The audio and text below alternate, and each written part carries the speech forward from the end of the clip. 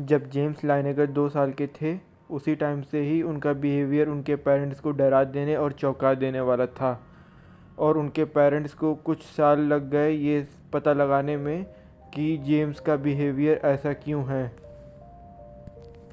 और जब उनको इस बात का पता लगा कि जेम्स का बिहेवियर ऐसा क्यों है, तब उनको विश्वास ही नहीं हो रहा था। इन सब का एक्सप्लेनेशन खाली एक ही था कि उनका बेटा मरने से पहले पिछले जन्म में एक वर्ल्ड वॉर 2 का एक पायलट था, जिसकी मौत वर्ल्ड वॉर 2 के ख़त्म होने से पहले हो गई थी। प्लेन ऑन फायर, ये चीख हमेशा 2 साल के जेम्स लाइनेगर के कमरे से आया करती थी और आंड्रिया और ब्रूस लाइनेगर को हमेशा जगा दिया करती थी।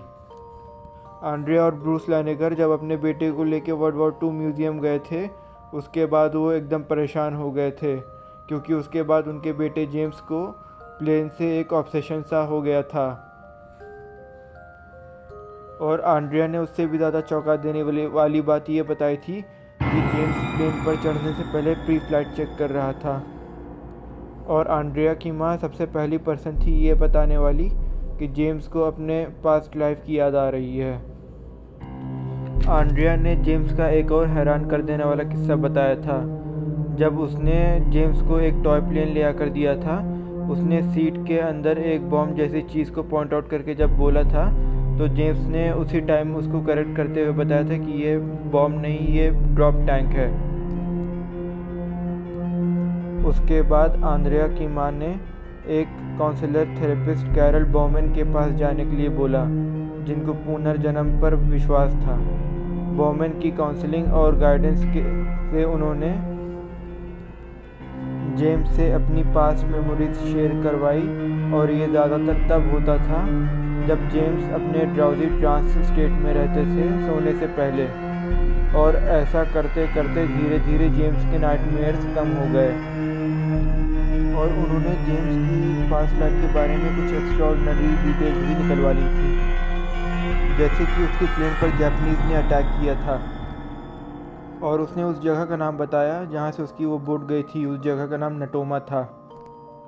और उसके साथ एक दोस्त भी गया था, उसने उसका भी नाम बताया था, उसका नाम जैक लार्सन था।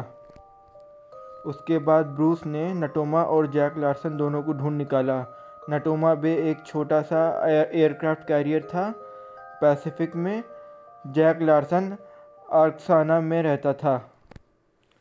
और जब ब्रूस ने जैक को सारी बातें बताई, तो जैक ने ब्रूस को कंफर्मेशन दे दिया कि ये सब सच है, और उसने ब्रूस को जेम्स के पिछले जन्म का नाम भी बताया।